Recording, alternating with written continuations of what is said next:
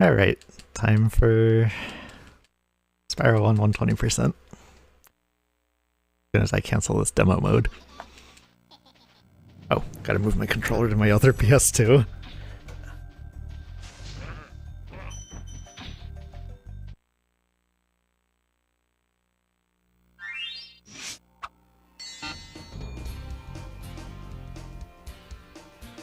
Alright, timing for this is gonna start when I gain control in the Artisan's home, so I'll count down when that is.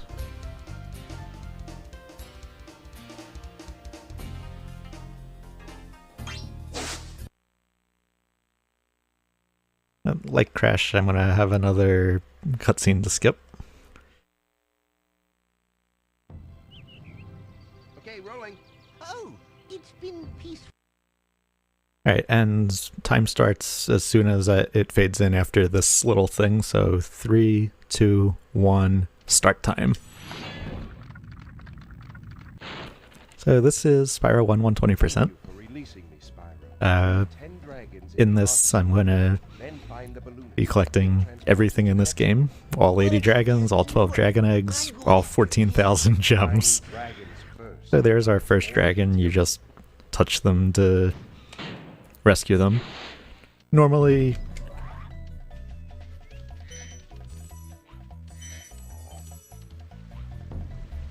Oh. Yeah, my analog stick doesn't seem to be doing the right thing.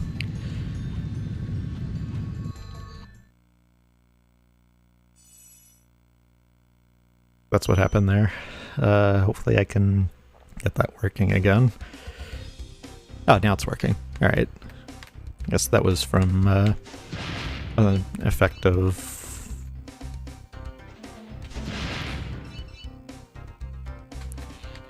Must have been an effect of moving the controller while I still had the system on. Because I am using the NTSC version of this game.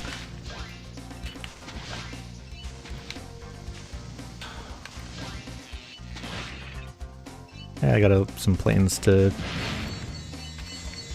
deal with. Ah!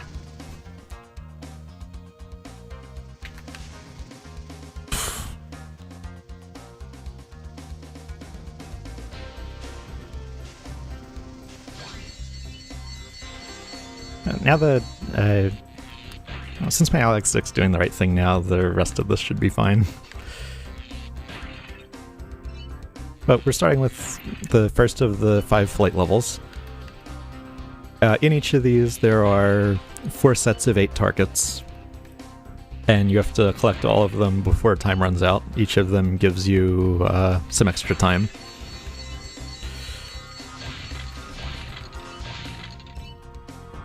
And doing that gets you all of the gems that that level has to offer.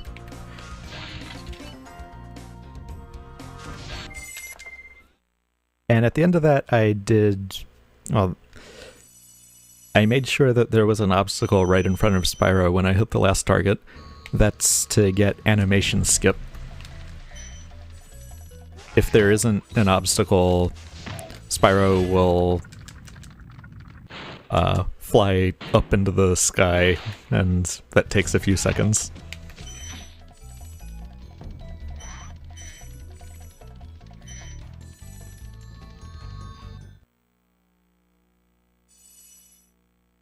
So this will be the first of the regular levels.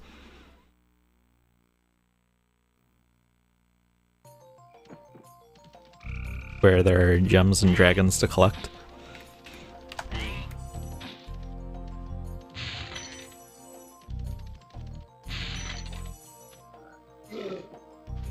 It's random whether that Nork growls.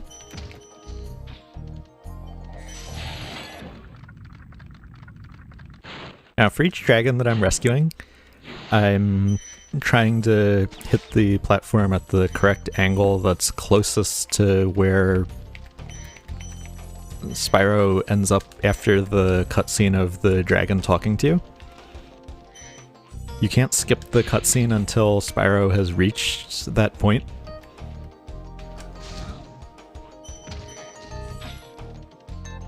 So starting off closest to that point minimizes the amount of time before you can skip the cutscene. I wasn't able to skip the first cutscene because that's a special one and you just can't skip it.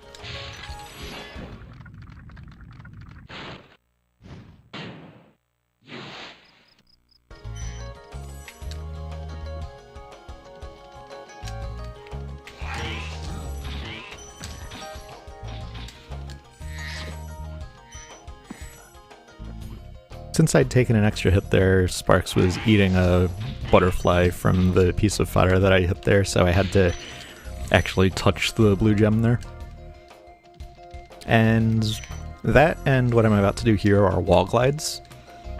Well, I missed that one, but when you're gliding against a surface that's sloped steeply upwards, you can reduce the rate at which you lose height, or in some cases even gain extra height. And that lets you make glides that you otherwise wouldn't be able to.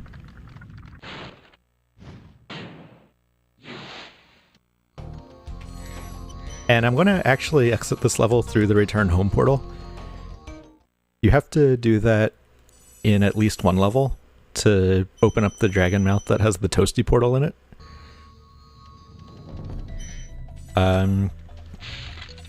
It is possible to do a wall glide from the area near the town square portal to get out of bounds and enter from the back, even if you haven't opened the dragon mouth.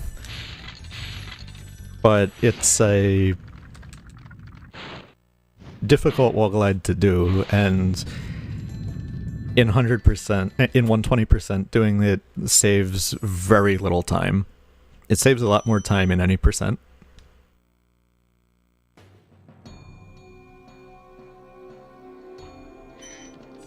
So this level's toasty.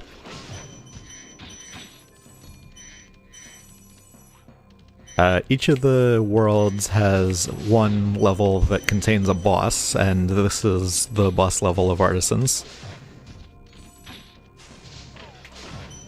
But it's effectively just another level that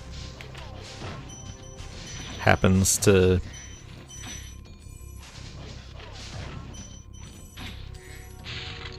have a slightly tougher enemy somewhere in it. Other than Nasty Nork, bosses are, well, if this were any percent, effectively optional.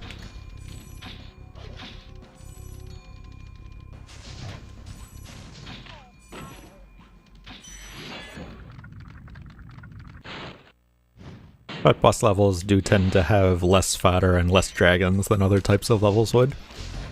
And there's Toasty. He takes 3 hits. And you have these annoying dog enemies too.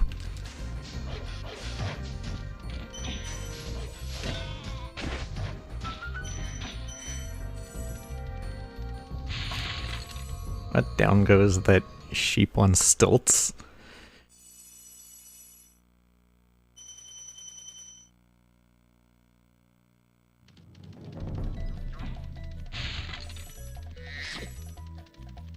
And we'll enter the next level, Stonehill, where we're going to abuse a property of the tumbling animation that can happen if you come in contact with certain surfaces.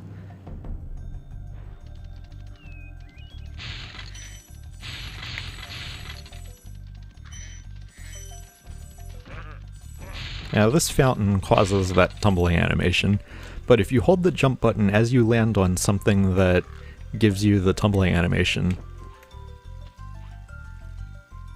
you still get boosted into the air as if you jumped off of it.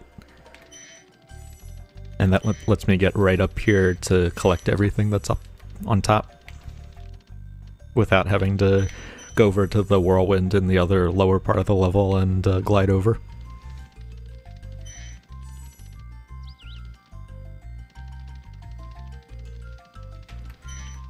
And there's our first egg thief. There are 12 of those in the game, all of them contained in the first 3 worlds. And we'll come down here to Yeah, if I flamed a little earlier there, I would have actually hit both of those with one flame.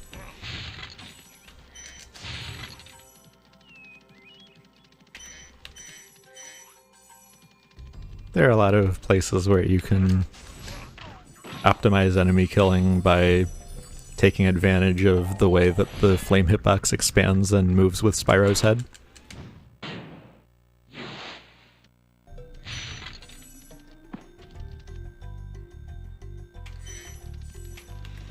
So that glide I just did is the intended way of getting up on top here, and we do that just for the gems that are over on this part. We'll come down here to that little cave with the key and more treasure boxes.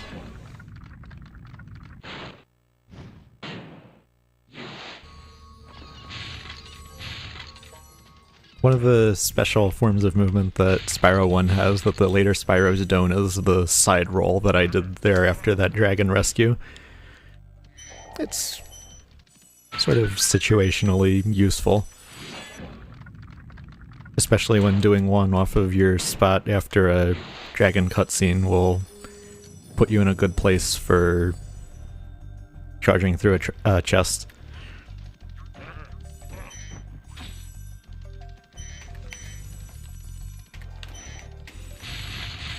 If I'm in just the right spot, it's possible to one cycle that double row of chests and treasure boxes, and I successfully did so.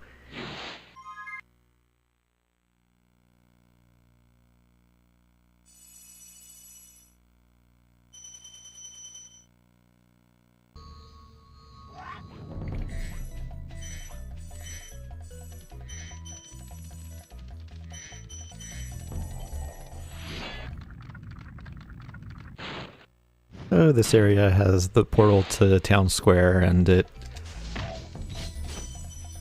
has a lot of gems on top of pillars.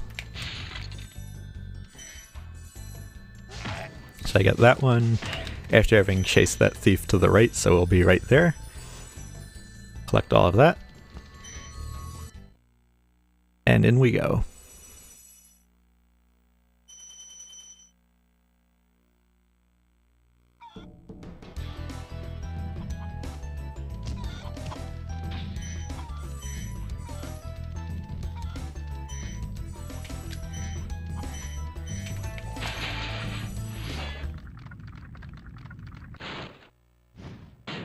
And there's an example of taking a really sharp turn off of that jump after the chest to hit the correct angle of the dragon platform. Here's our first spring chest. Flaming or charging it propels the gem up into the air, where you have to then jump over and get it.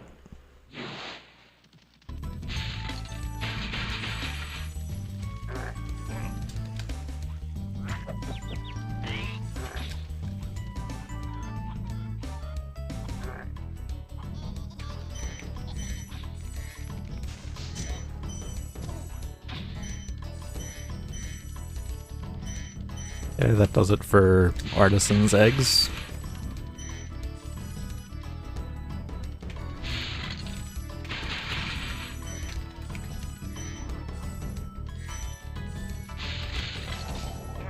Here's our first fan chest. These have to be flamed 3 times to open.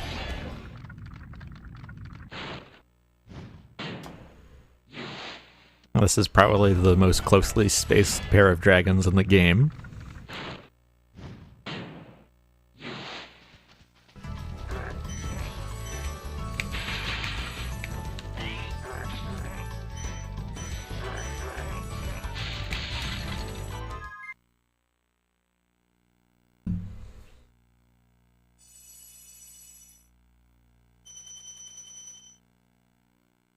At most levels, like I did there, I'll be exiting by pausing and exiting level.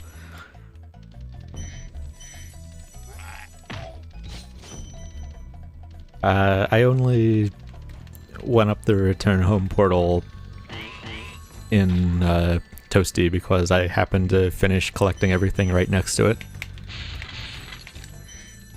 So it wins slightly to do that when you happen to be right next to it, or if you need to do it for some other reason.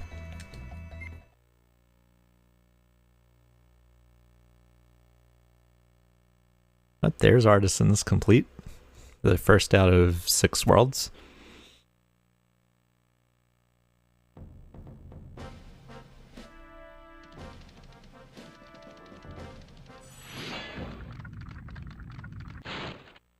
Now we're in Peacekeepers.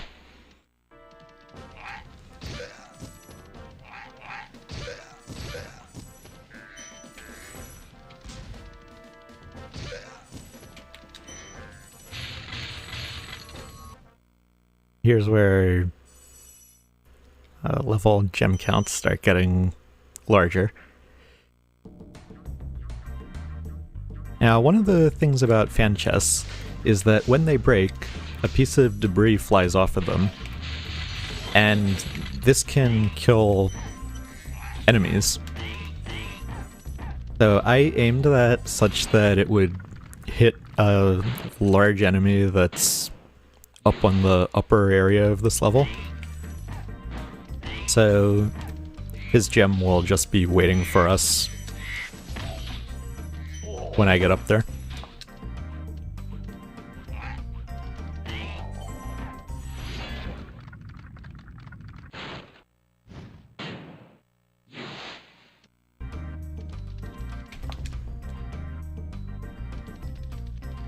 Also, what I did there, charging right at the end of a glide,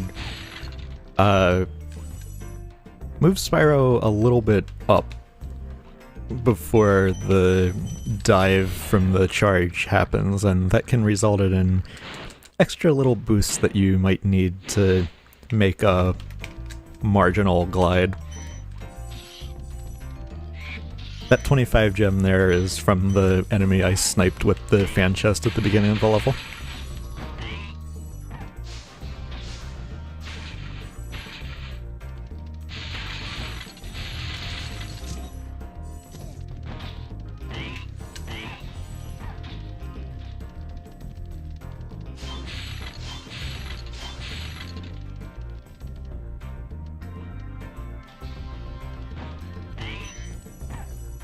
With long rows of spring chests like that, the general thing to do is jump and flame at the same time. Then you'll be lined up to grab the gem as it goes into the air.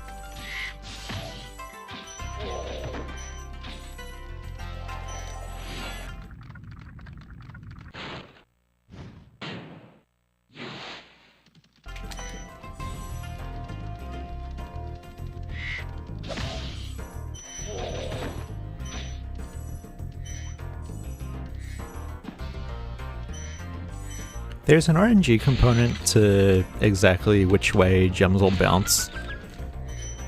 So that 2 gem from the bird might or might not have bounced off the post that the bird was standing on and onto the ground.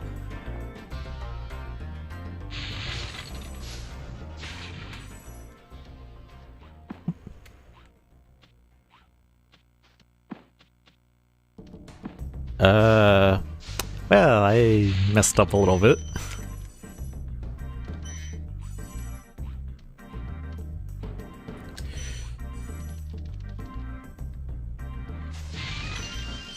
After getting Maximus, that dragon that I had to glide over to...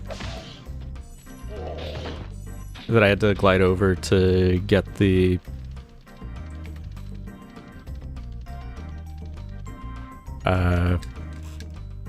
near where the exit is, it appears that I never actually grabbed the key, and that's kind of important. I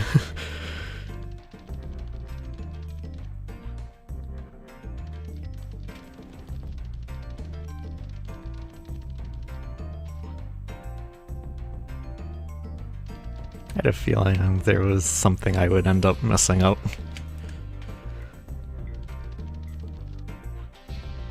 Looks like that was it.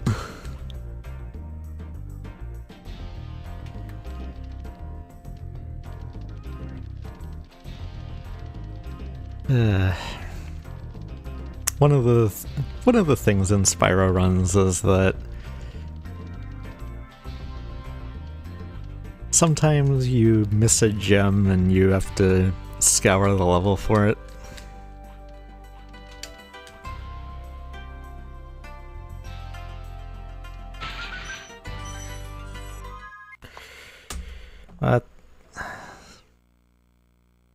That's just what happens.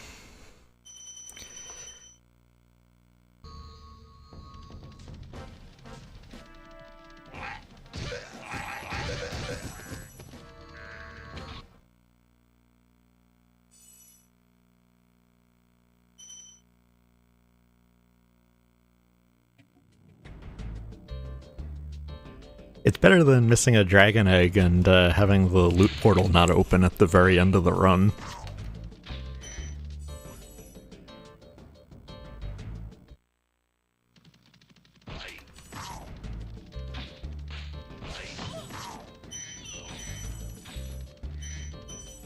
Yeah, there I was, at the beginning I was trying to do the charging equivalent of a wall glide, which would have allowed me around the back of that beginning building there. I didn't quite get it though. But I got a full sparks out of it due to the respawn from the death, so it isn't all bad that's what happened.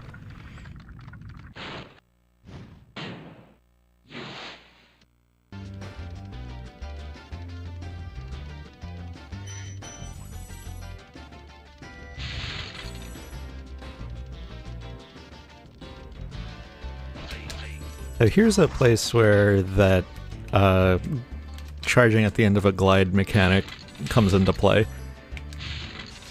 Doing that is the one thing that allows you to actually make that jump up to those chests. You're intended to need to glide over there from having climbed up here.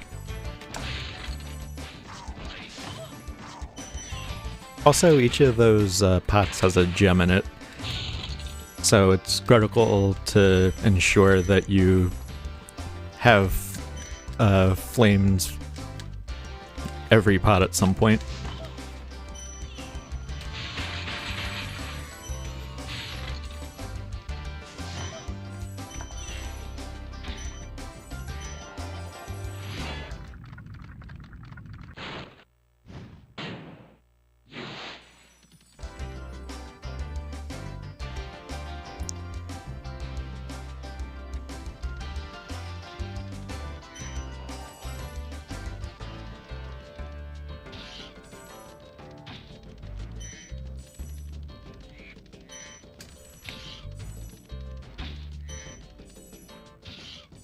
Yeah, the hitboxes of these birds actually extend a little bit off the ends of the posts. So just jumping and charging right next to it will still get the bird.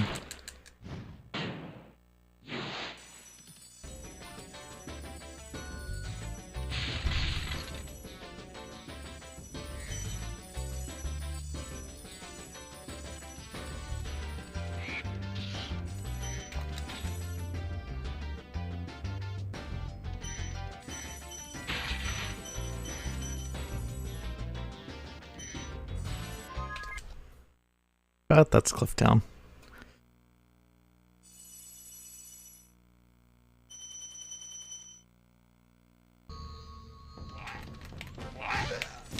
So the next level that we're gonna do is... Oh, I hope that's still... Yeah, there's a slight homing of the cannon shots onto targets that you've aimed them close to. So even accidentally nudging that still opened up the chest.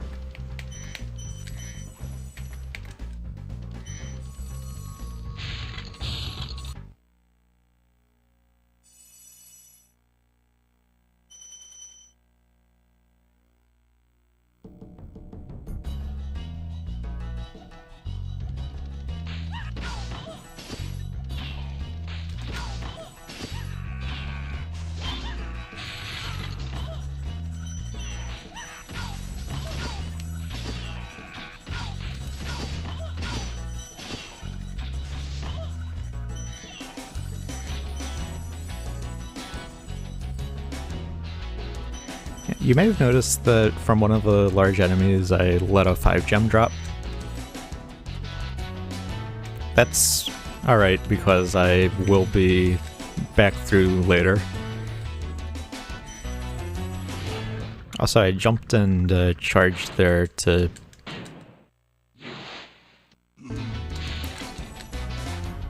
drop down towards a 1-gem that was right below where I dropped. If you just charge off the edge there, you land too far forward for Sparks to grab that red gem.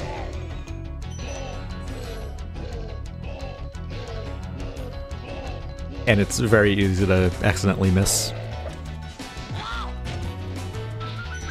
And that was the fight against Dr. Shemp, the boss of Peacekeepers. That fight was just a case of flaming his back 3 times.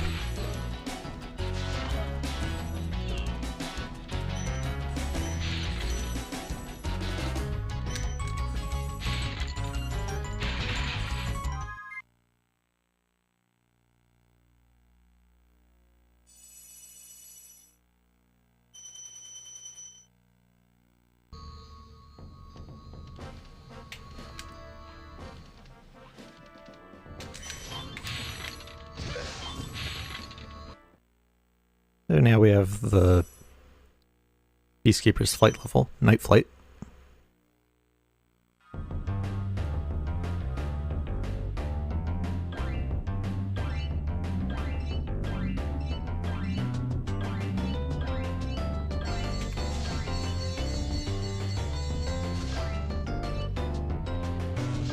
Types of flight targets we haven't seen before are those rings to fly through and the lights to flame. The last target we hit is going to be a light. And since they're big and solid, that makes it very easy to get animation skip.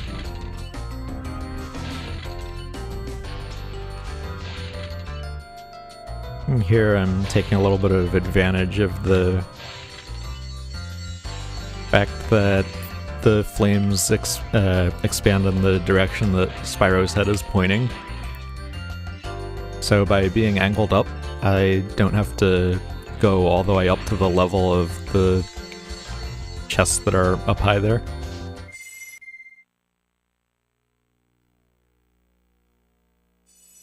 That night flight was a gold split by 0.2 seconds.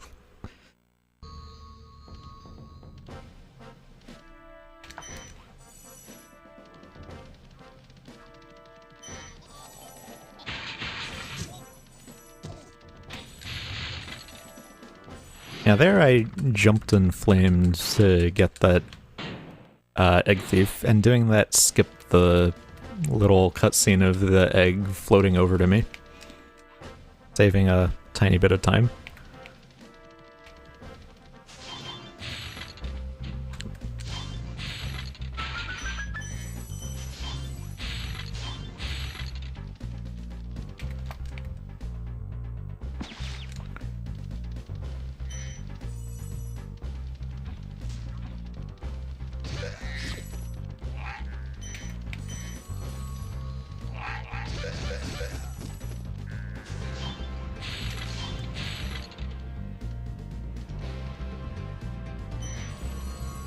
And here we got the last Peacekeepers level, Ice Cavern.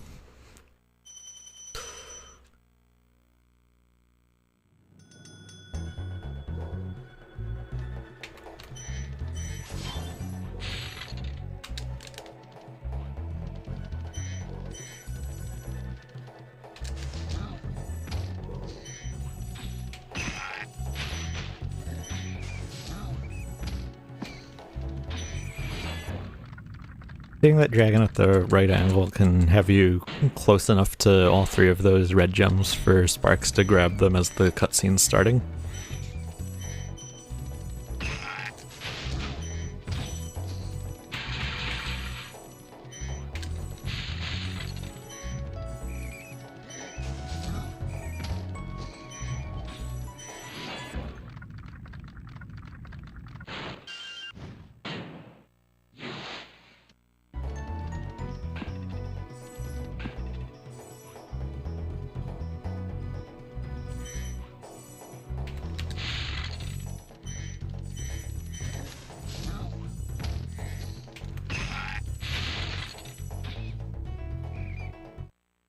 That death was intentional for a death warp to get up here to use the key that I grabbed.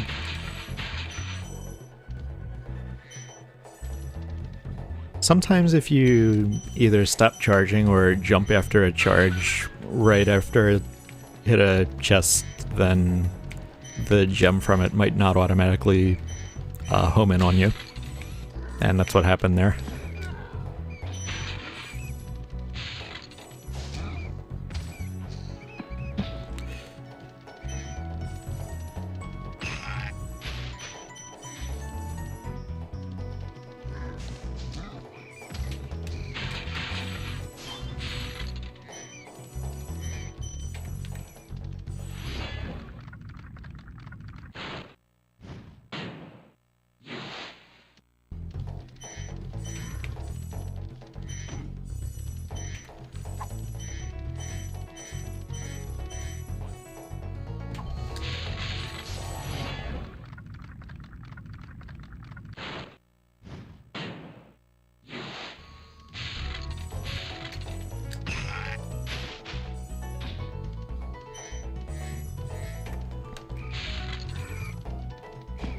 Okay, that movement of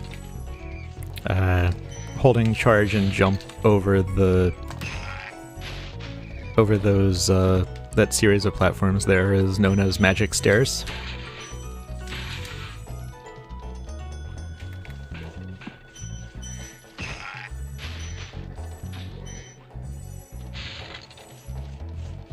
And for these pairs of the lampposts that have gems on top of them, there I tried to sort of sideswipe them to release their gem for when I'm coming back past them after getting the other one.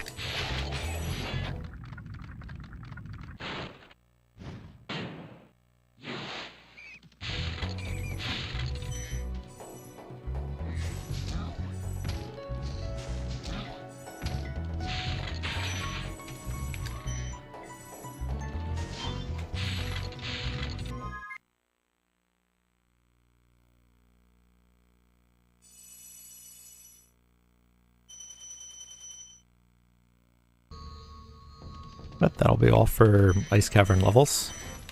I mean, Peacekeepers levels, Ice Cavern being the last one. Just those 4 gems in that dragon and we're done with Peacekeepers.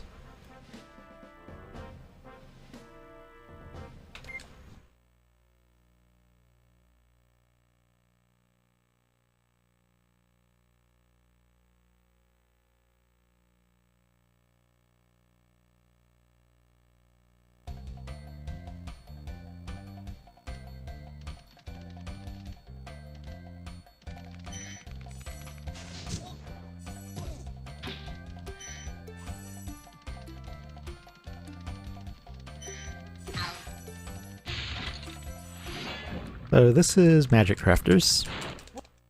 One of the common things here is platforms being moved by various enemies' magic. I'm using the piece of debris from that fan chest to hit the wizard that's back there.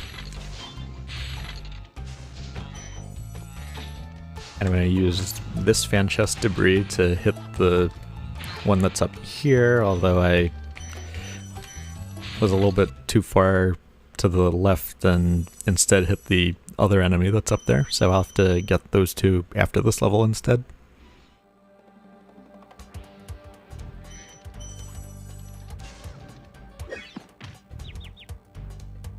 That's called flaming too early.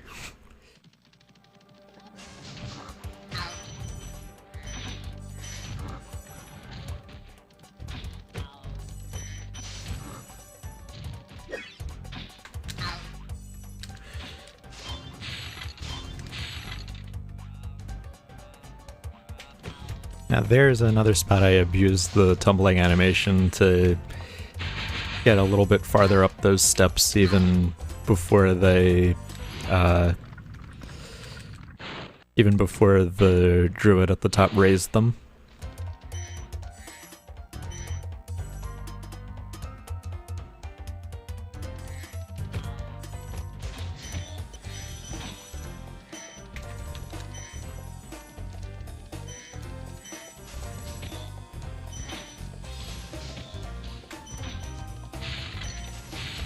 Now those blue wizards fire purple arrow-shaped projectiles. They're very annoying.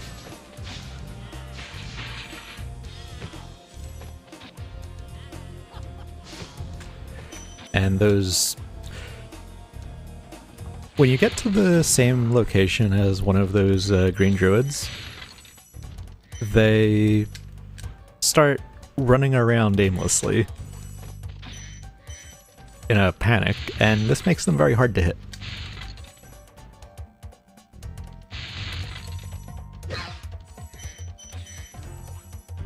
But if I glide over near the side of that platform, I actually get close enough to that druid to scare it, causing it to lower the platform even if I wasn't on the... even if it wouldn't otherwise be lowered. And the ability to do that causes the cycle of that platform being raised and lowered not to matter.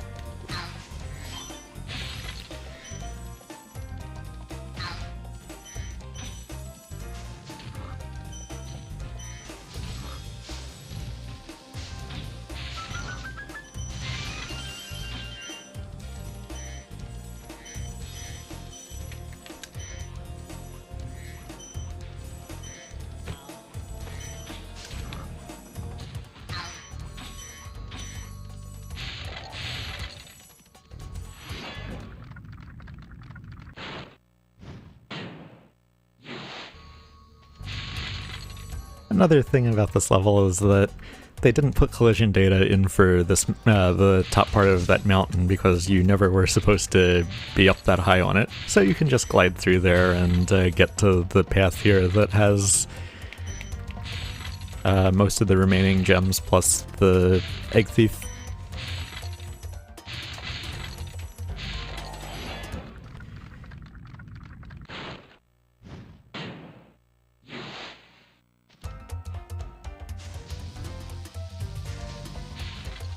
And by being at exactly the right angle with respect to that fireworks chest there, you can charge that last one and the knockback will not put you off the edge.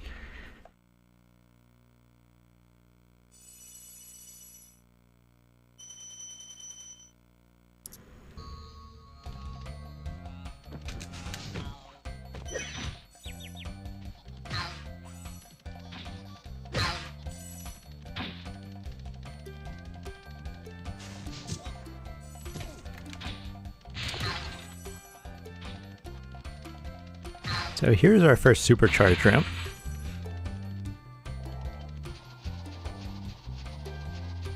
With supercharge, we can break open the locked chest without needing to have the key. Which works out well because the key is much later in the home world. Oh, I did have both of them.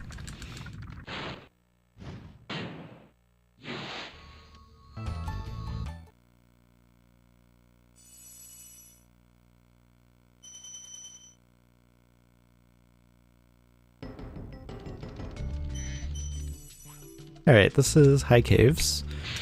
There are many different paths here, all of which have gems and dragons on them.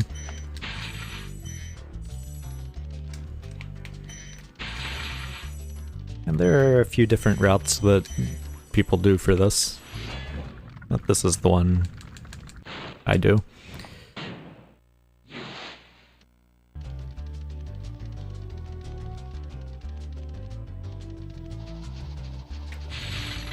Now they're supercharging spring chests.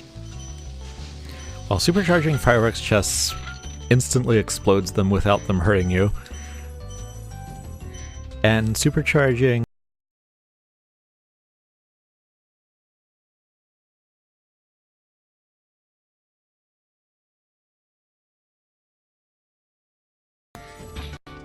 due to being close enough for the spring chest to break.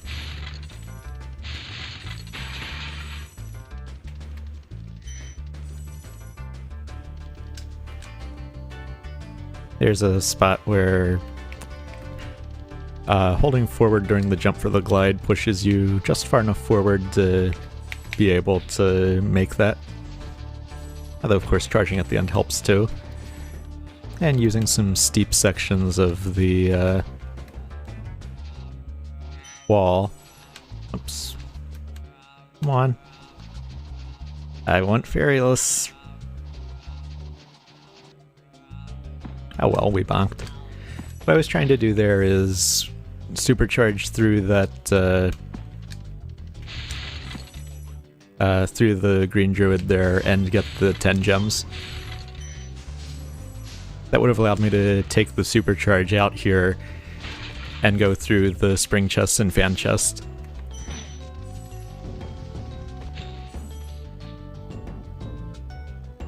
And this death serves as a death warp, putting us right near the supercharge ramp so that we can kill the other two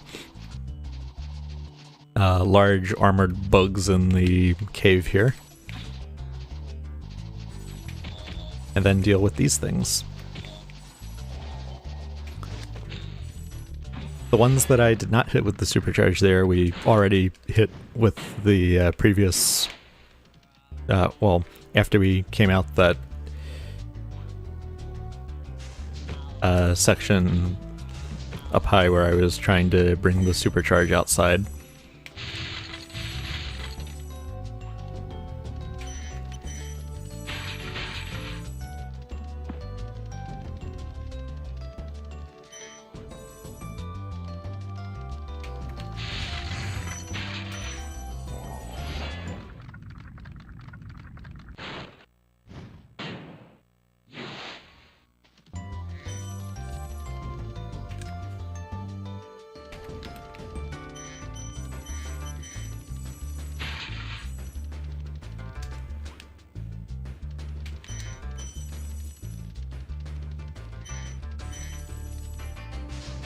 Now there's an egg thief to the left off screen, and I just got the egg from it, but that's why I opened up that first fan chest at an angle, so that the debris would hit the egg thief. Now we can take the supercharge through this little cave here.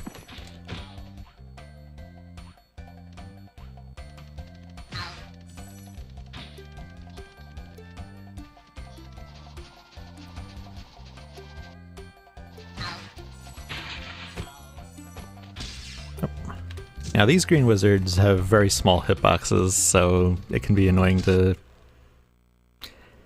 actually hit them. Yeah, also with the time that I have been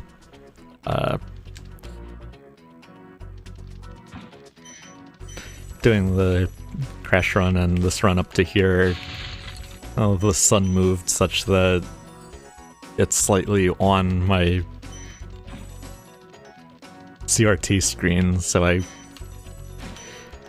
couldn't really see too well where the right spot was to cut over there in that homeworld movement, so that's why that happened.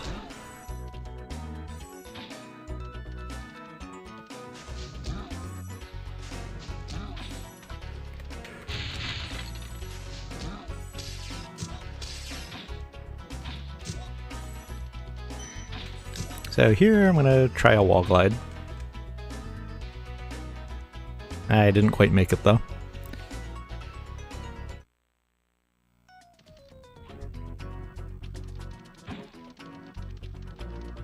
But we don't lose too much because we respawn with the ability, well, near the path to where I was just going to get with that wall glide anyway.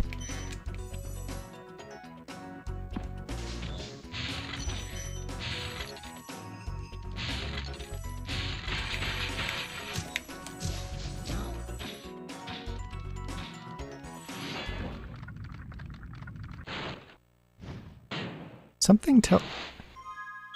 Yeah, I was right. I missed a 10 gem.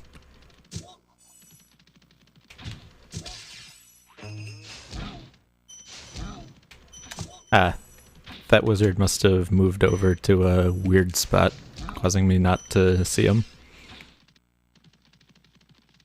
Anyway, supercharge time. In this category, one of the things you really get to know is what your gem count is supposed to be at certain times.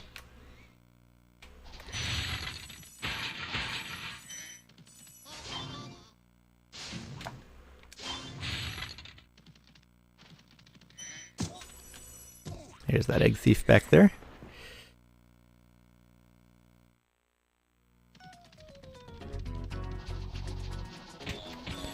The lack of music was a side effect of having immediately paused and unpaused after a dragon. I didn't have enough speed there. There's some tricks that by jumping over that supercharge ramp and gliding and then charging, you can get more than just the one supercharge ramp worth of speed.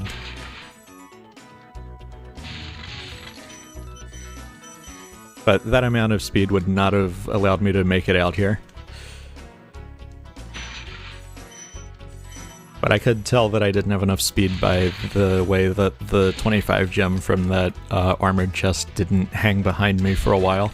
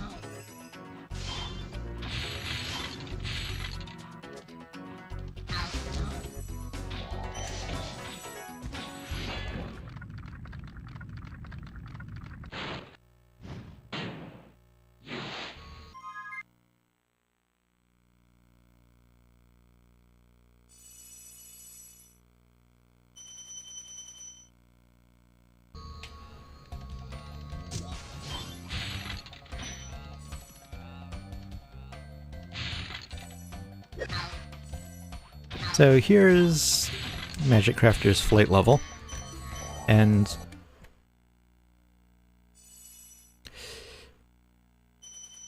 if I moved the camera further right than I did, I would have been able to have the animation of Spyro going into the portal hit the dragon, which would have saved me a little time after this, but that didn't quite work out right.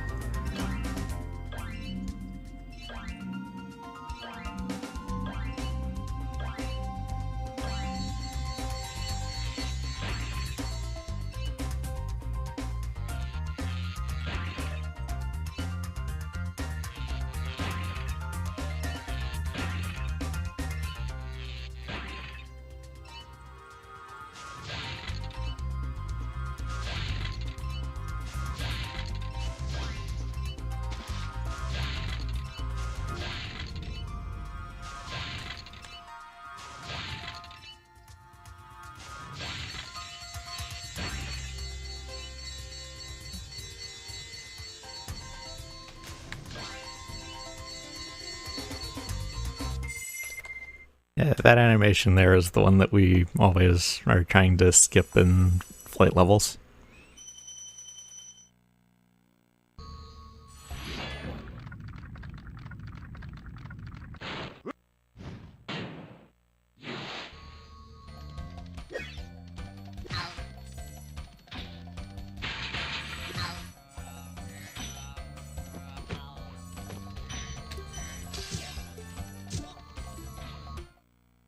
And we finish Magic Crafters off with its boss level, Blowhard.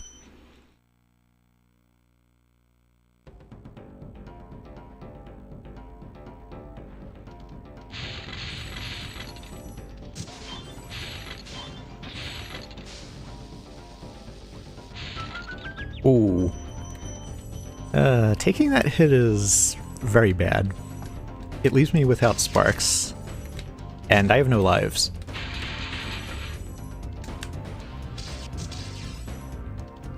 So that means if I get hit by anything, that's a game over. And I have to touch rather than allow sparks to grab every single gem here.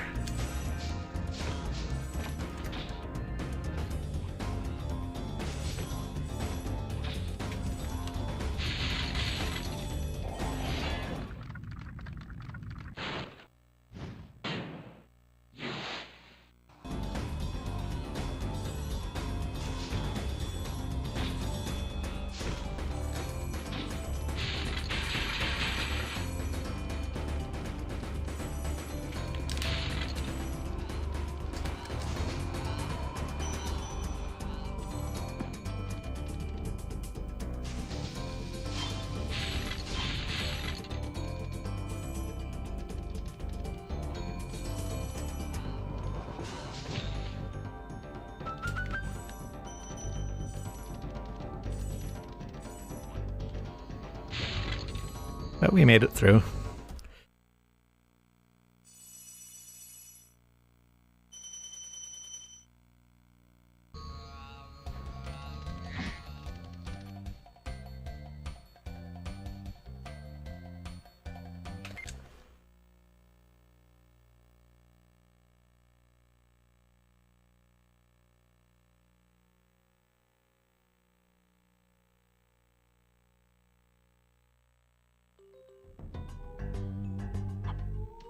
So here's World 4 Beastmakers.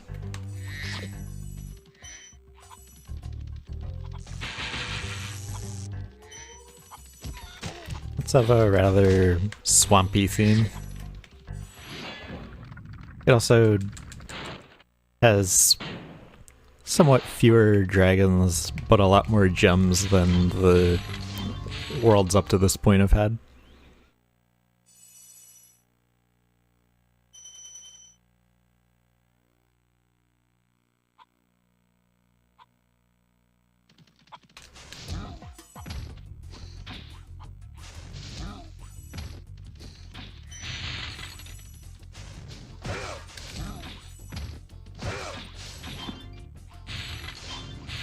Also, in the homeworld and in this level, electrical attacks are a common theme.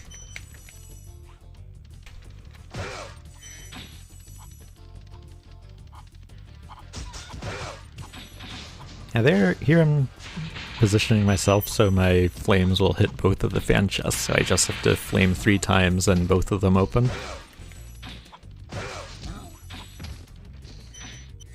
And I took a slightly wider arc there to not invoke the attack of that first metal enemy too quickly.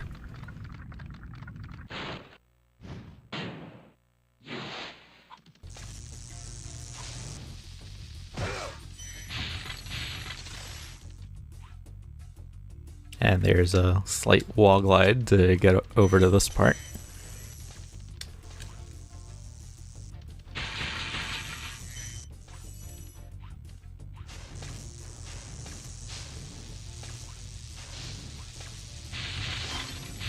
Sometimes the rockets can be a little bit weird about whether your flame actually did light it.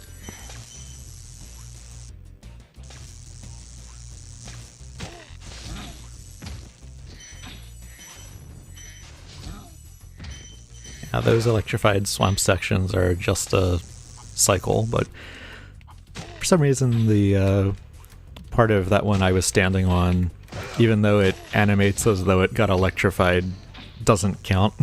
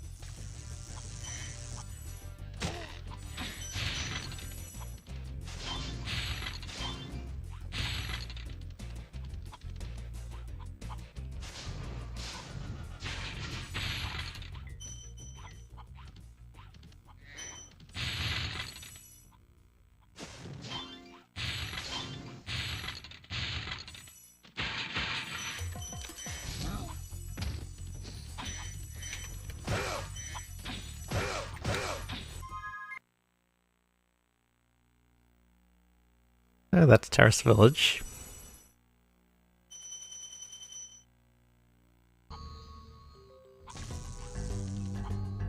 Now, the invincibility frames from taking a hit from that first one are enough to charge into the next one and explode it, and through chain reaction the third one, without taking a second hit, so that's what we do.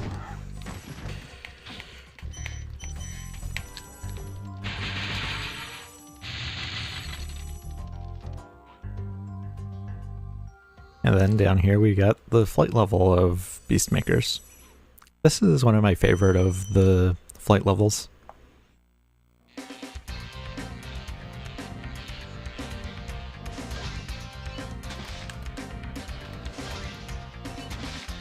It just feels faster paced than the other ones to me.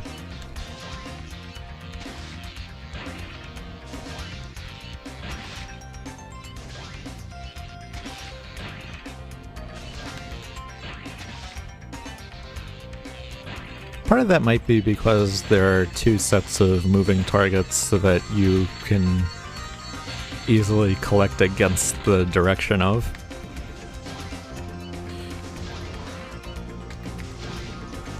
And also that both of those sets of moving targets are interleaved with the two sets of stationary targets.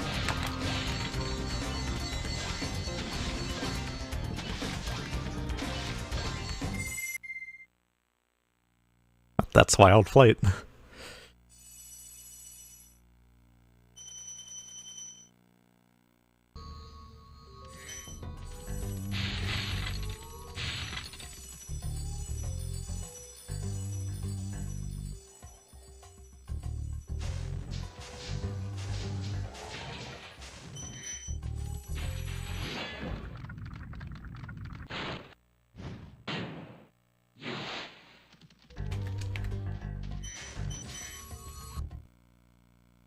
So now we get to the infamous levels.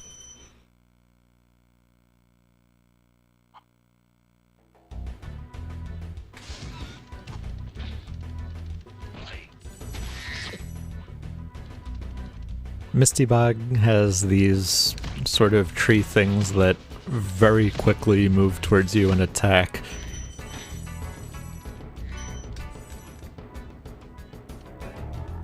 And there are also the attack frogs.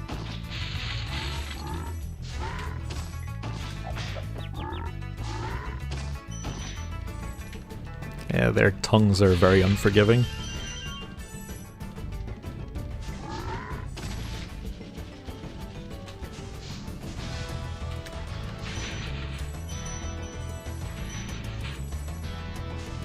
Yeah, there is a third one of those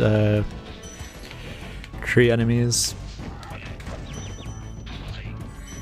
but I'm gonna be back through there, so I'm leaving that for then. Similarly, I'll be back for the rest of that row of soldiers.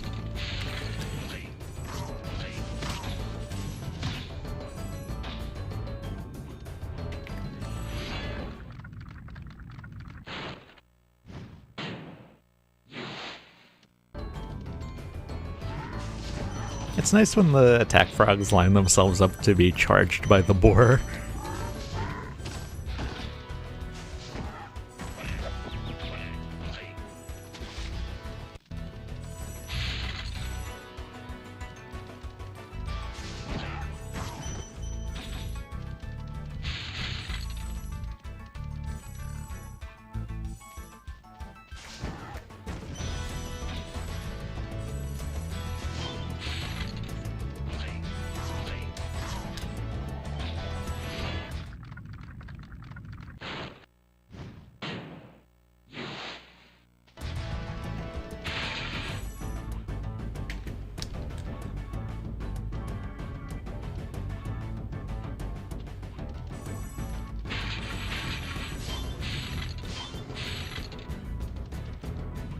Since I lost my sparks there, I have to touch all of the gems.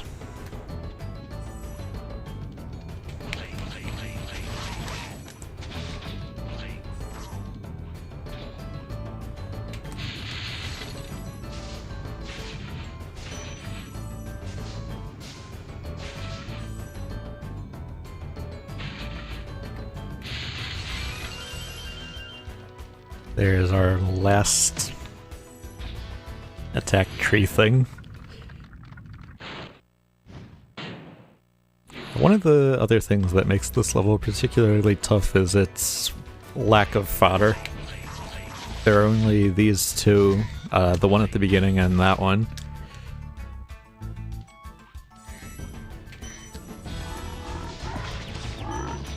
Ooh, now I got no sparks for the toughest part of this.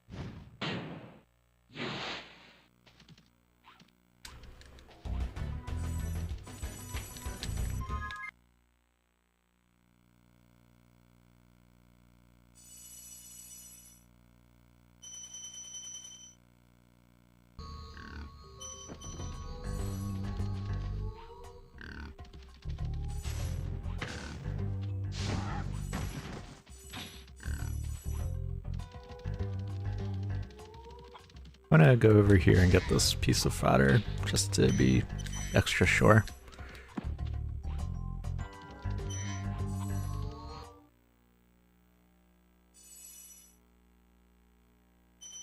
Now here's treetops and the supercharged puzzles that I had a lot of trouble figuring out when I was younger.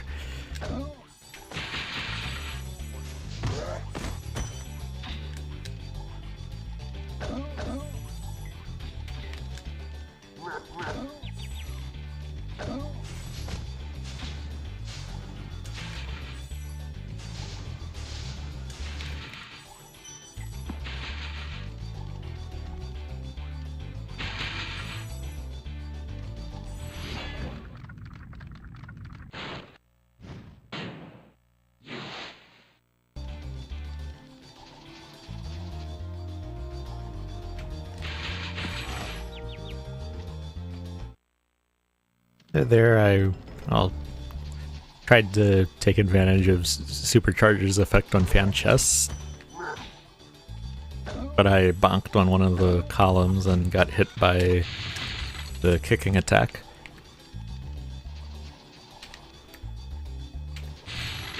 And by going off the side of the end of the ramp there, I was able to go through those spring chests and not have to do the usual thing to them. And here I'm abusing the supercharged physics by jumping and gliding and then diving out of that glide farther above the supercharged ramp. That gets me extra speed that allows me to get over here with just this one ramp, rather than the intended dance of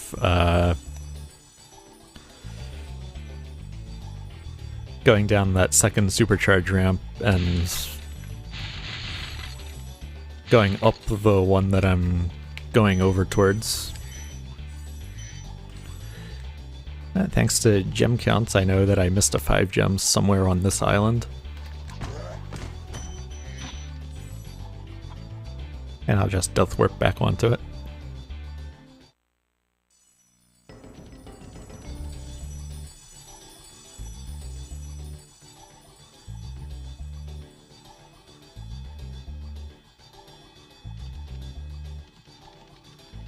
Alright, now we can go over here, where, thanks to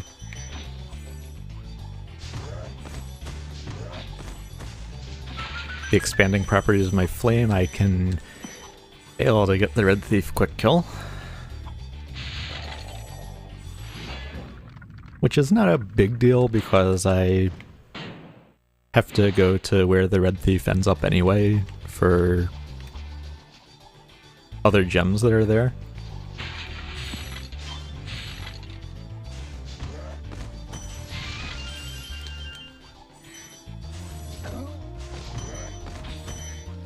I'm gonna try and do a similar trick with the supercharge ramp and a steeply sloped section of scenery over here that I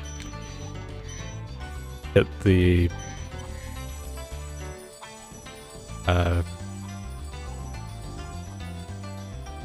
that I went more directly up than I wanted to. That's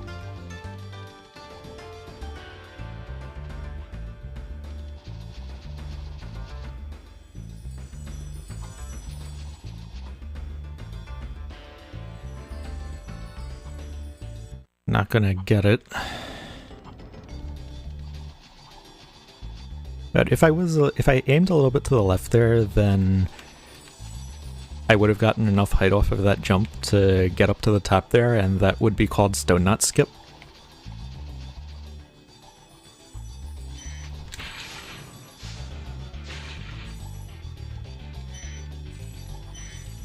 There's the red thief that we didn't quick kill before.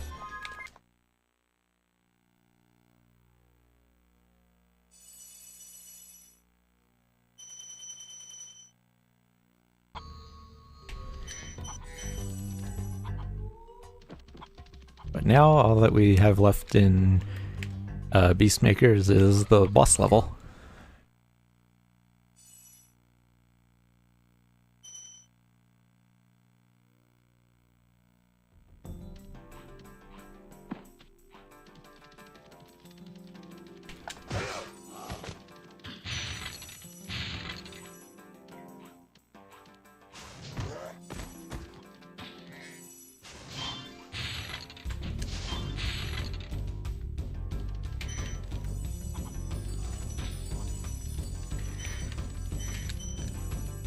Metalhead has this little hidden area down here that contains the key to the lock chest that's later in the level.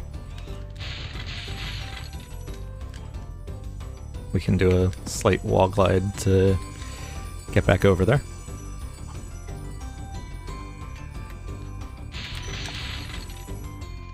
Wanted to make absolutely sure I grabbed all those gems.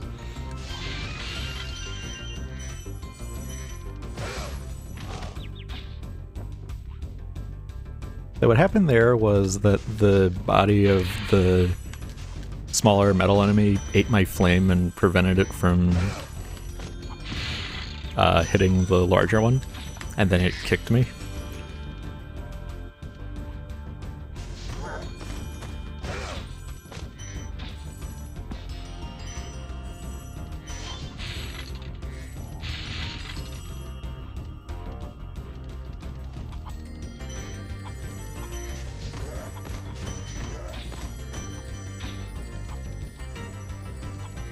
I didn't hit that one in the air.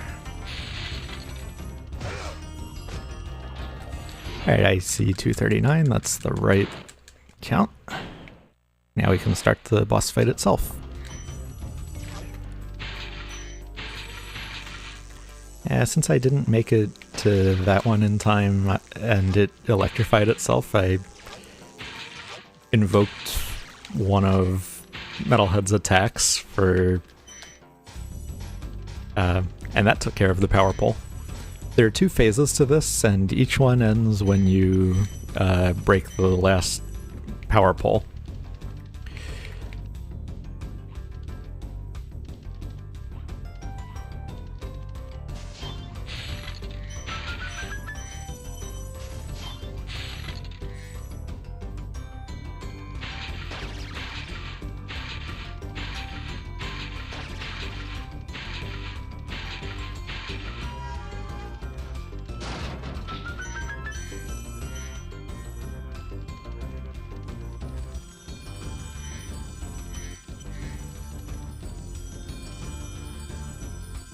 Now this glide that I'm doing to get over to here is very, very hard to do without charging at the end.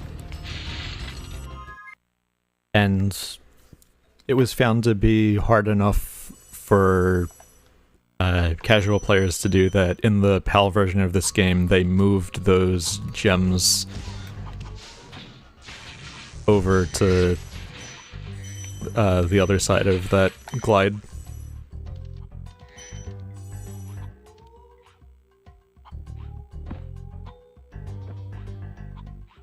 That bonk, though.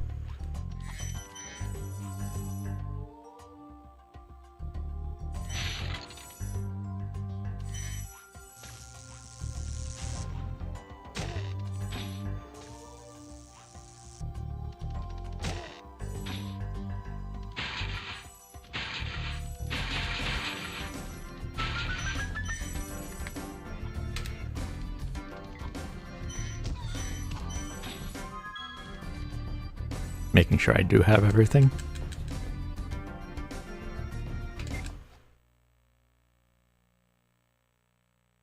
And that is Beastmakers.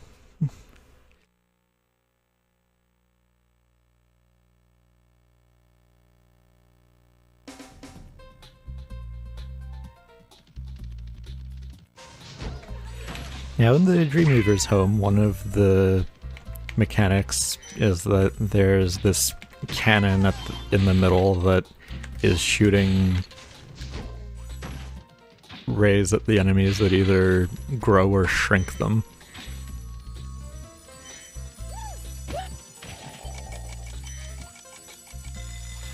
Also, many of the levels have the fools, those enemies that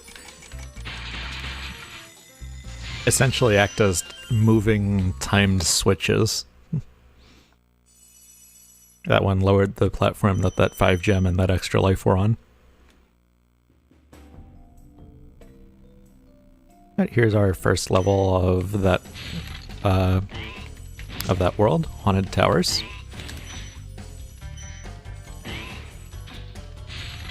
The main thing about this one is using super flames to kill these metal suits and open up metal doors and open armored chests. But with fast enough movement like I had there, you can take the super flame from that first fairy and use it to break open the door to this area, which you're supposed to need the super flame from the second fairy to get. Then by taking this supercharge out here, you get up to the top of the castle.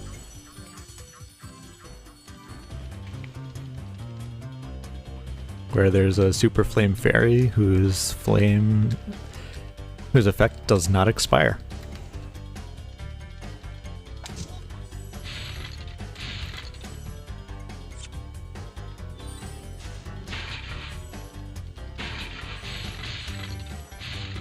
And there are a lot of things that you need to super flame in this level to get all the gems.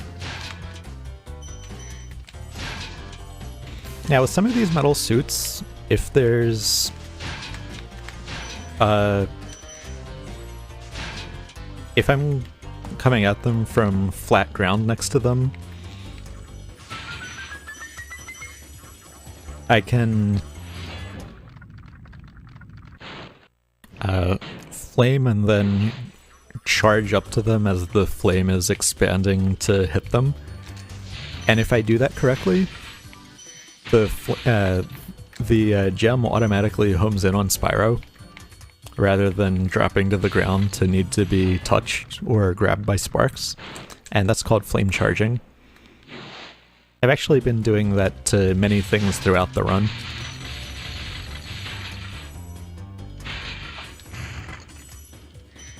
But this is a particularly notable example of them.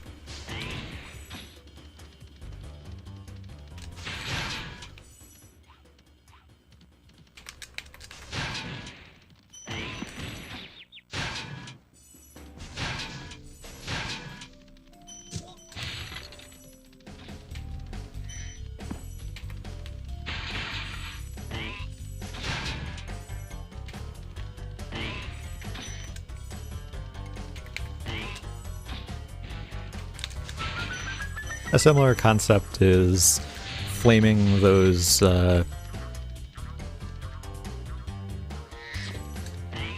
flaming those armored chests that have a large number of gems in them, and then charging over the spawn point of the gems and then stopping.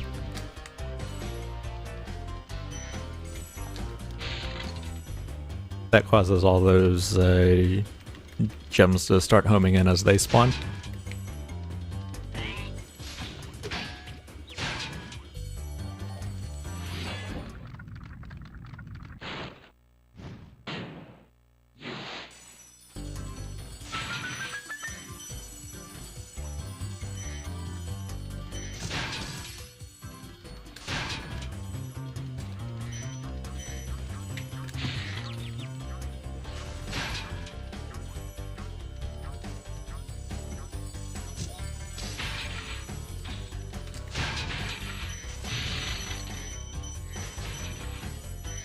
And that super flame is one-shotting the fan chests and spring chests, which is convenient.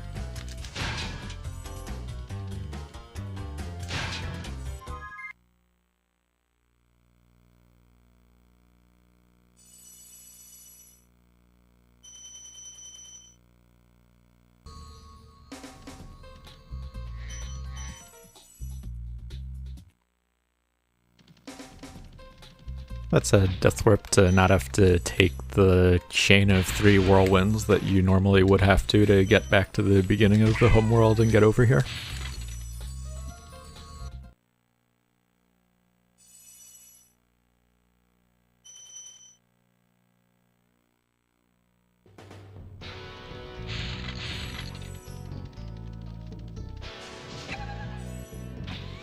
So this is Dark Passage. Rather than acting as switches, the fools in this level turn their lanterns on and off in a cycle, and the enemies get big and scary when when it's dark.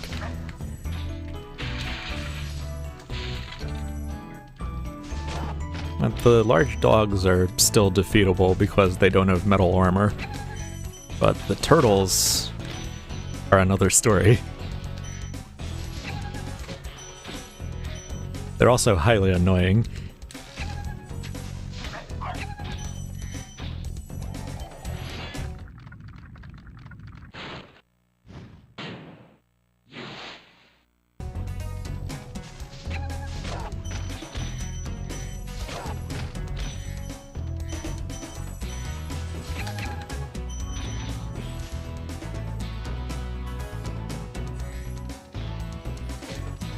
If you don't charge right up to the turtles, their fireballs will hit you.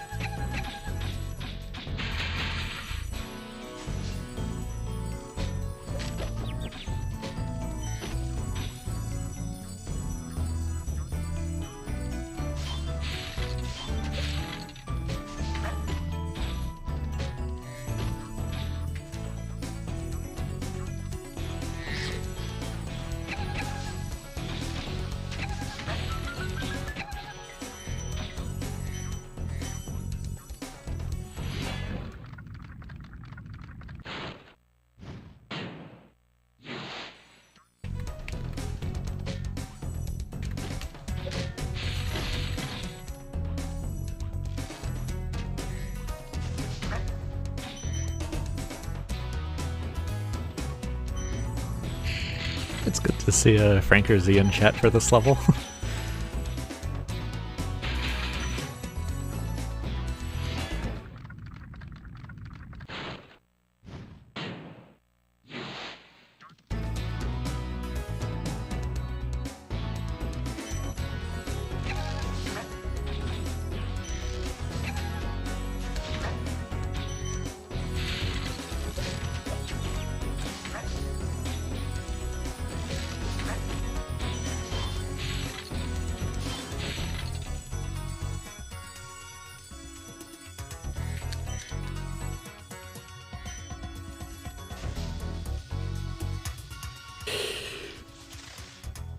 I am missing a 2 gem. Probably in this area because... oh, there it is. Because I knew I had the right gem count going into the beginning of... well, going into the indoor section. Ooh, disaster averted.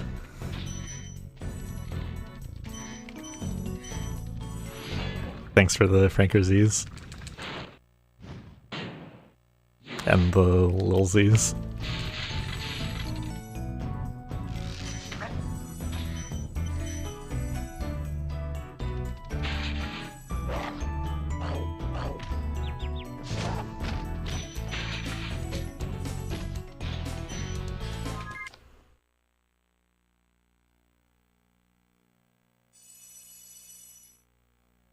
It's good to see that Oh My Dog mixed in there too.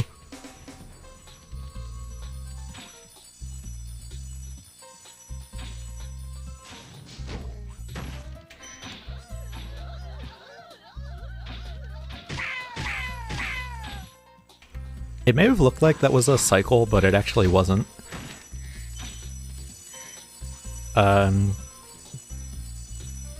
Only enemies sufficiently close to Spyro will be hit by the shrinking and growing ray.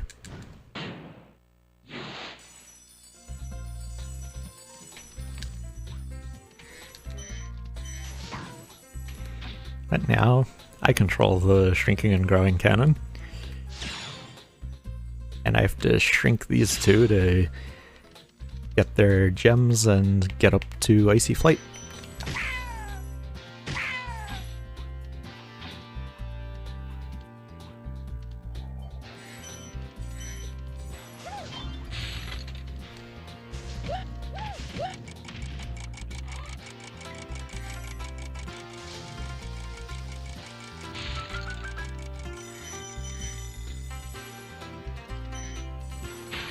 If I had more than a green sparks, I would have charged into the fireworks chest there and taken the hit to get it open faster. But this is Icy Flight, the last flight level.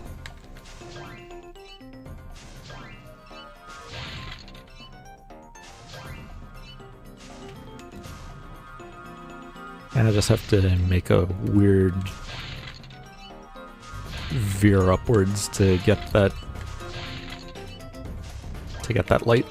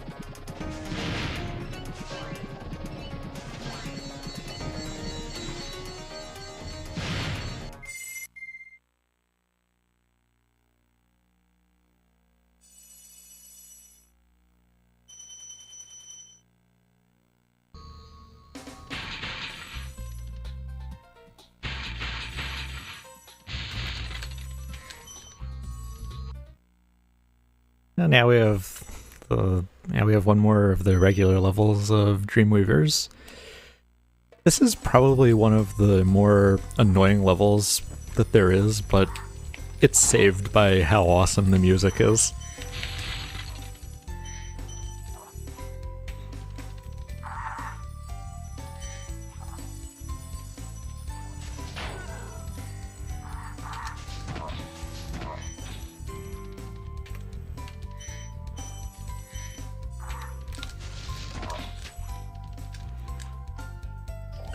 Now, with those pads for whirlwinds to come out of, you're intended to break open 3 fairy cages, and the fairies that you release from them will create a whirlwind. But on that one, charging, jumping, and then doing a charge at the end of a glide is enough to get you over there anyway.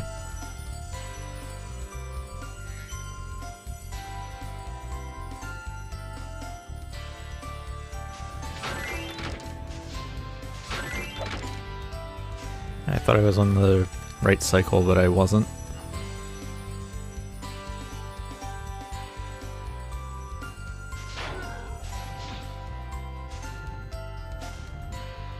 Really?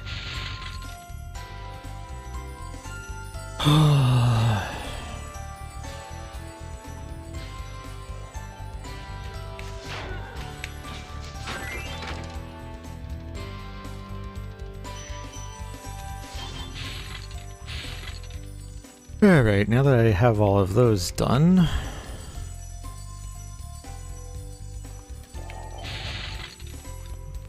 that's what it looks like for the fairies to create a whirlwind for you.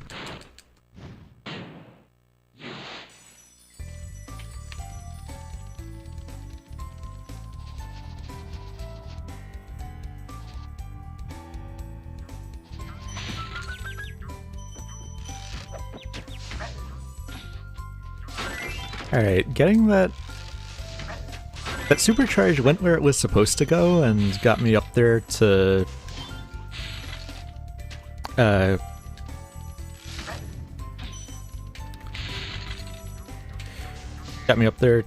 break open the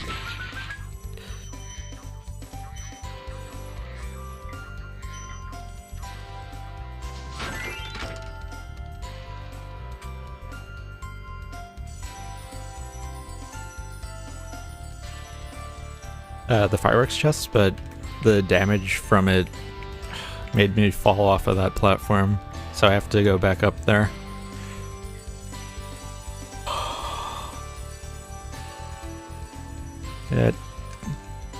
That made me forget to call out the red spring chest, because that is hype, as it always should be.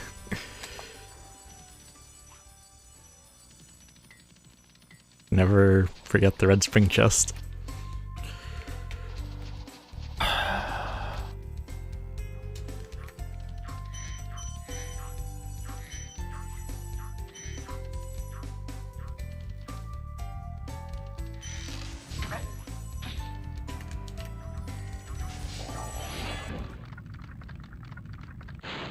Now that we've gotten all that,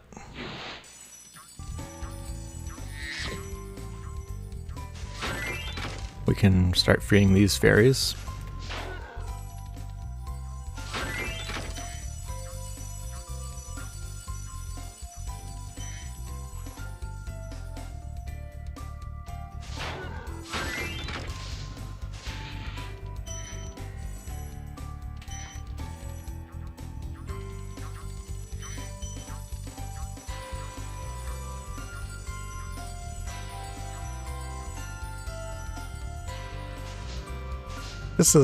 This level also has the only red fan chest, which is the one I just opened.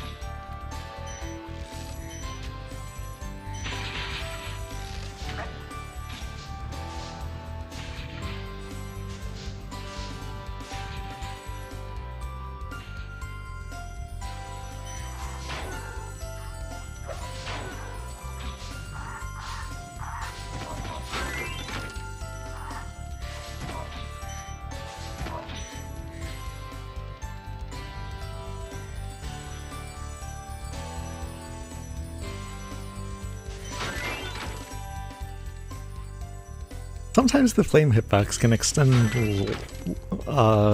longer than you would think it would. That's what happened there that allowed me to get that floating Nork.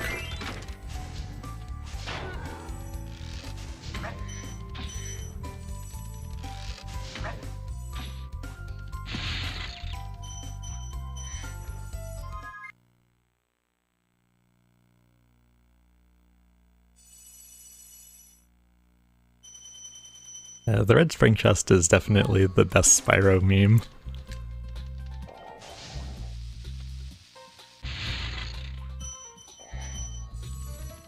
Oh.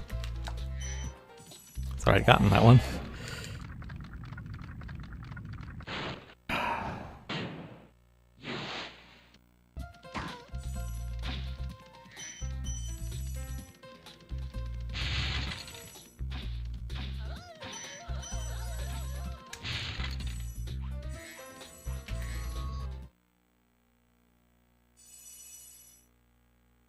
So we finish Dreamweavers off with its boss level.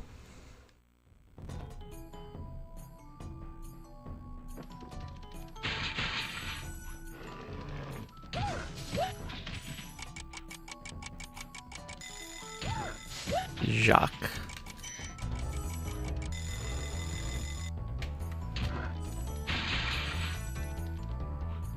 And Jacques is a jack-in-the-box who also throws boxes at you.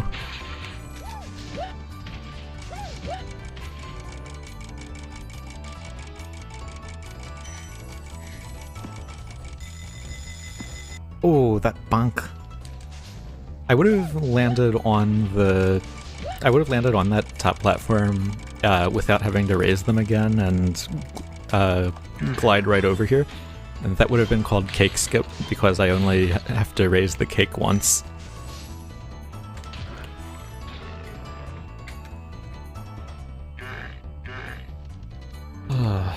This jump.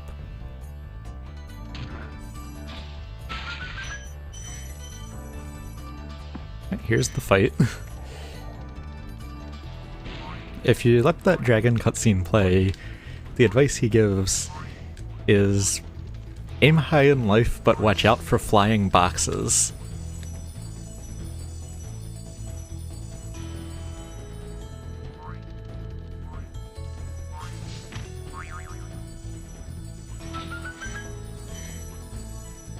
Good advice, definitely.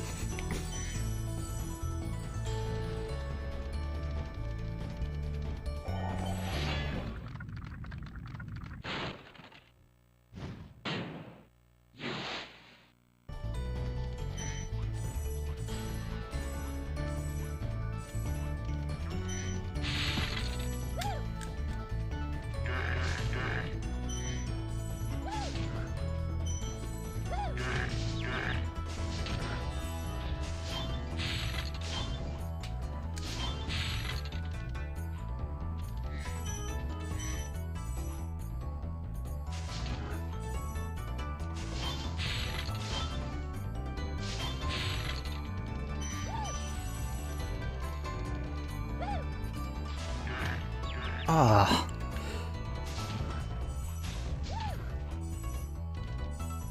Oh, I have no sparks.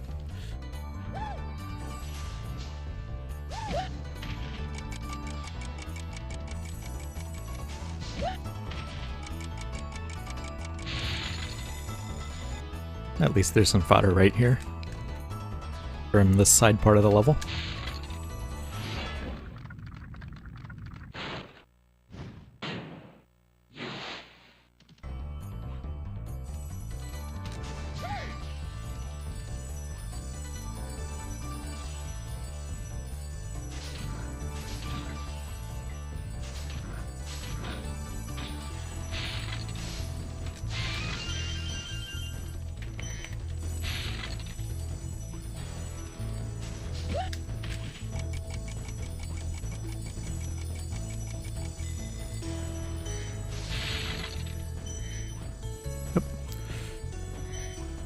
Can't be forgetting that gem. There's a 2 gem somewhere that I don't have. I know it's around here because I had the right gem count coming into this, though. Oh, there it is.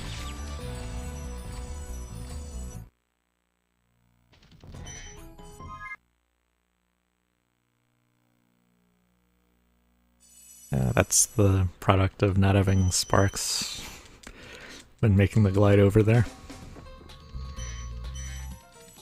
Alright, we're ready for the final world of this.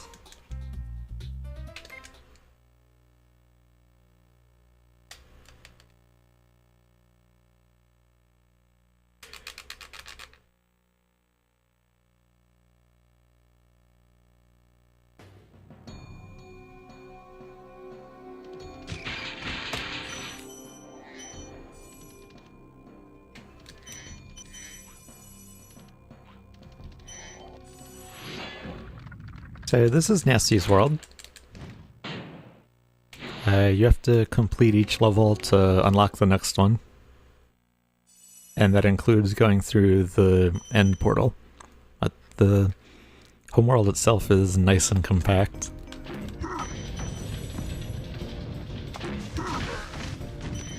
So in this level, the main thing about it is these barrels.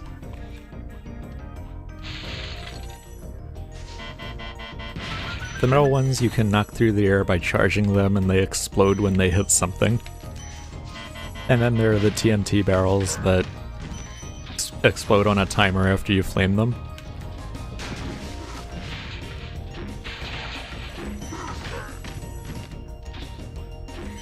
Or explode immediately when you charge them.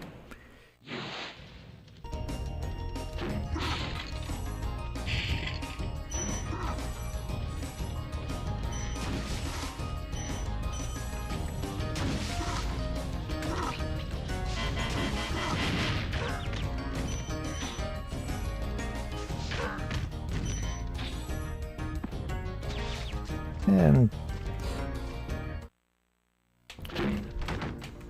whenever I miss the jump up onto that little bridge there, I tend to just let myself die because I end up on top of it from the resulting death warp.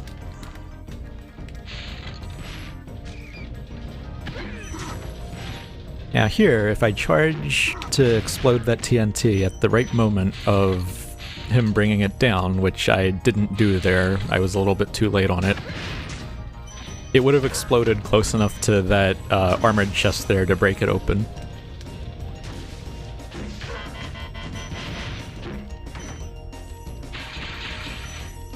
And that would be called barrel skip because it skips me having to knock that barrel into it and then come down here to grab the gems.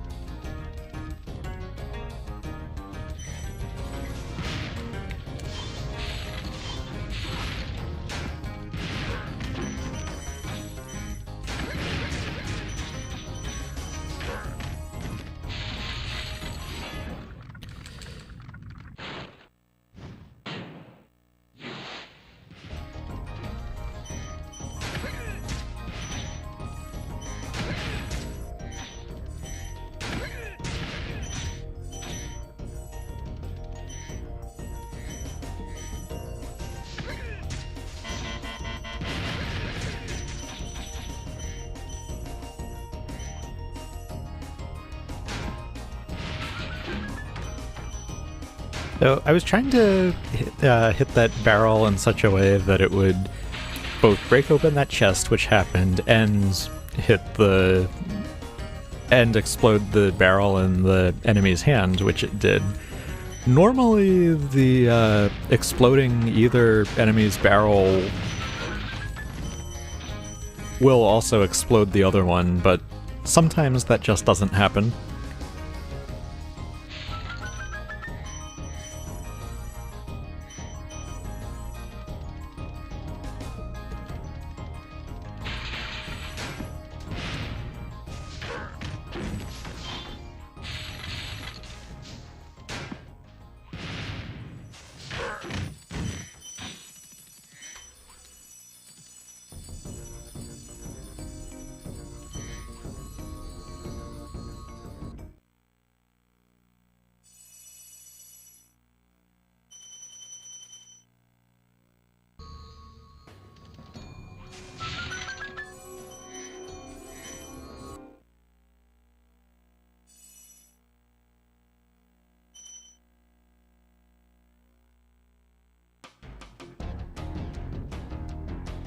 And the second level here is Twilight Harbor.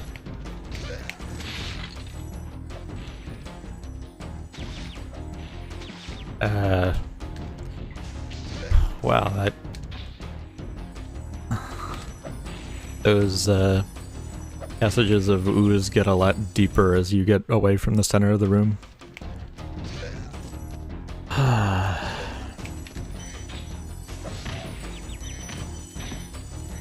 Also, those grenade hitboxes have... those grenade explosions have much larger hitboxes than it looks like they do.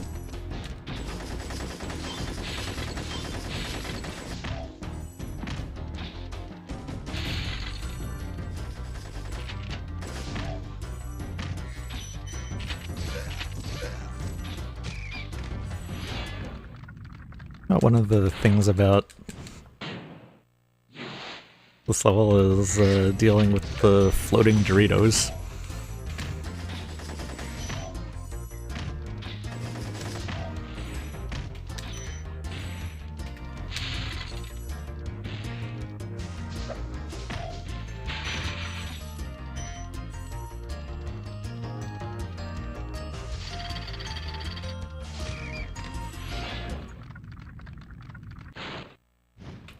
So this dragon is going to serve as a death warp point,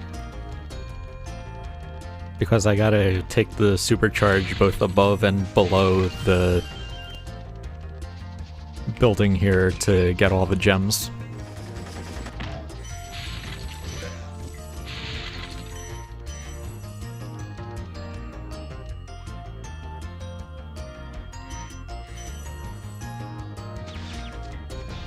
I meant to get that extra life around the front of, around the right side of that, but I forgot to, so I can't do a death warp here because I would game over.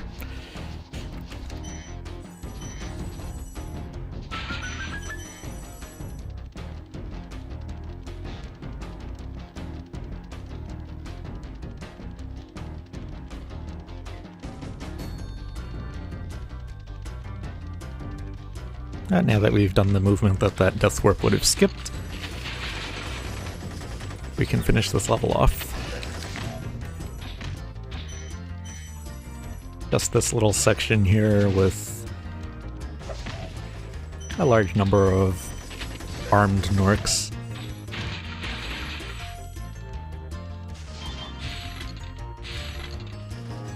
Lots of floating Doritos.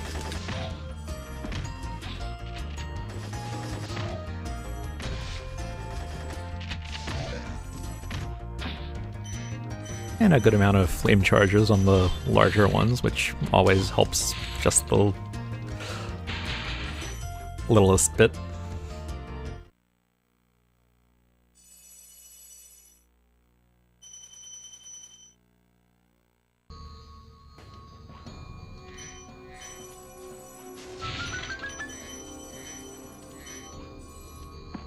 But here we reach the final boss of the game, Nasty Nork. This is the only boss fight that you actually have to do in any percent.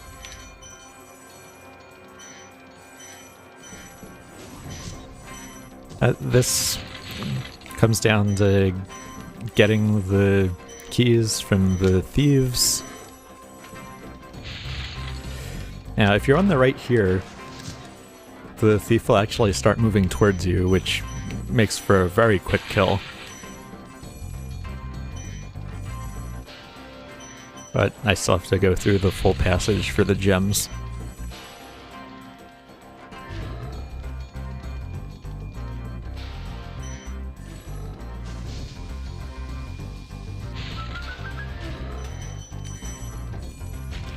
But now that I have those keys, I can get to the chase part.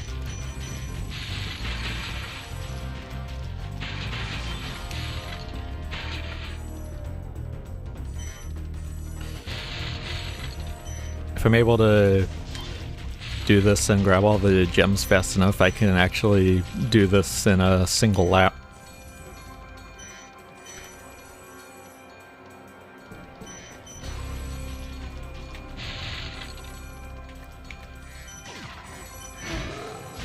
Ah, I just barely made it.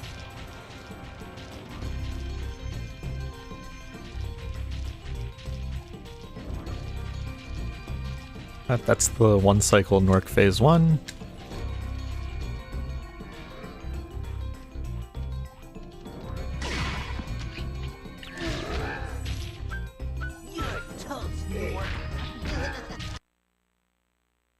So Nasty Nork is defeated and I've completed his level.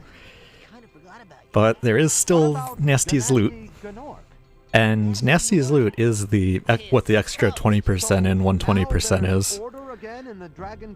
Well, mostly. I still got It's unlocked by having gotten everything else in the game. I'd say the sky's the limit. All 80 dragons, all 12 eggs, all 12,000 main game gems.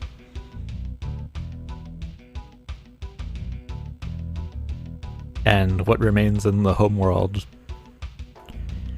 will finish that. And then loot will be all that's left.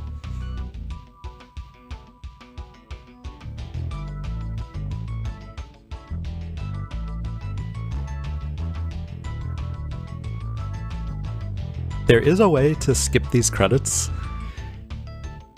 but it's extremely difficult,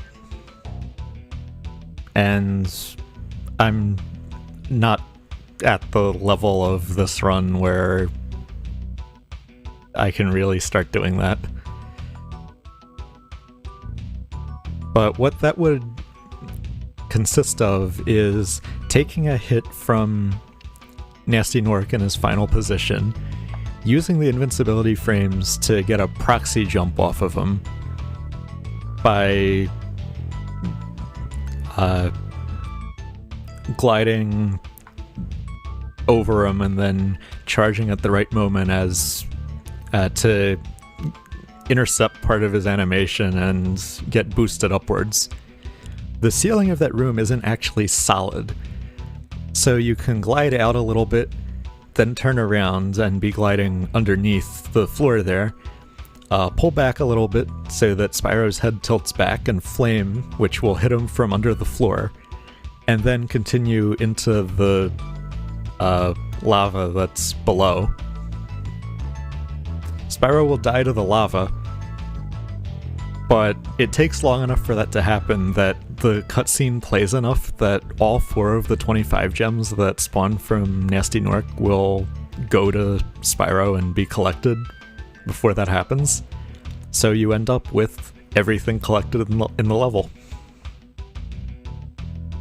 Ideally, you do this with 0 lives so that you game over off of the death and thus respawn in the homeworld rather than at the beginning of Nasty's level and have to pause and exit.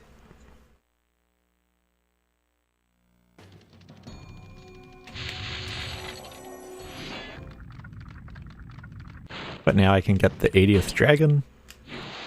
I can complete the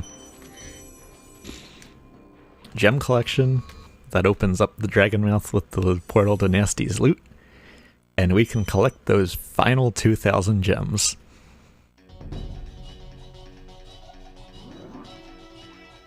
In addition to this level having 4 times the number of gems that any other level has, you can also fly in it.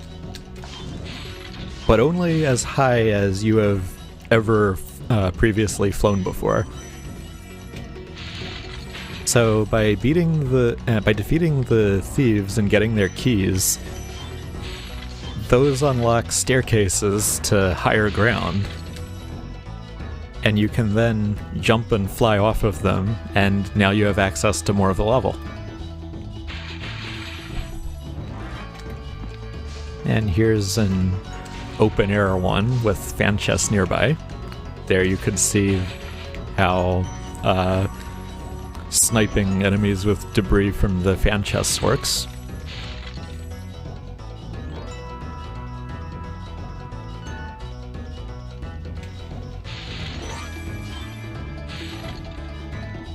And then the next 2 keys are going to come from thieves that are in planes.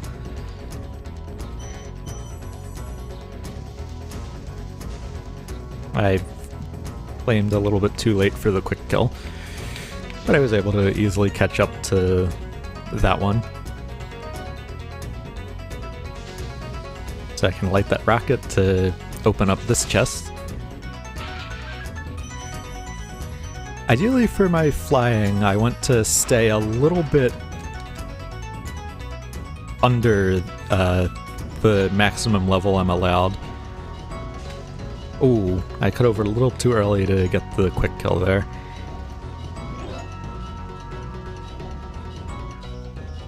I would have been able to flame that plane right as it was coming down from its parking spot up top. But by going through enough and turning around, I can get the backup quick kill.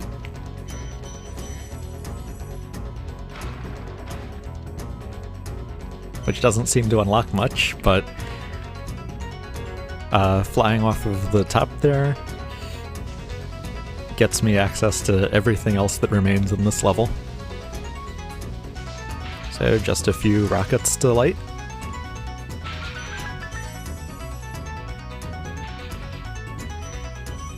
Then collecting the gems that came from them.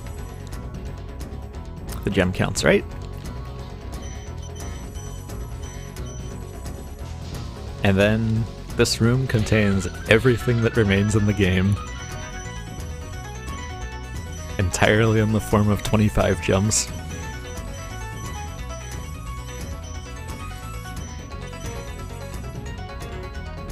Get ready on time. It's at the fade out here time. Spyro the Dragon, you've defeated Ganasty Gnorc, collected the dragon eggs, saved all the dragons, and recovered every bit of treasure in the Dragon Kingdom. How do you feel? I feel fired up, Bob. And I'm happy for the dragon world, of course. I certainly wouldn't want to spend the rest of my dragon days butting heads with Nasty Gnorc and his weird minions. What's a minion? Never mind. You know what they say. For every good battle, you need a good adversary. And I felt that Nasty, in spite of his misguided nature, was a worthy opponent. Uh-oh. Here we go again. Right, well that's Spyro won 120%.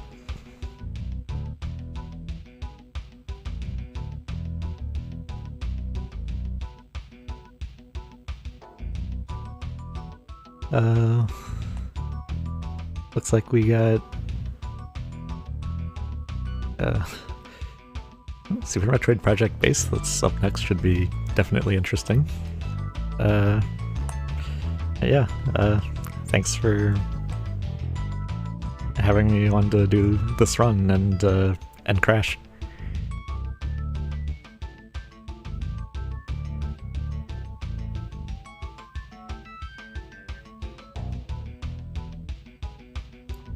All right, so we're gonna go ahead and get set up for Super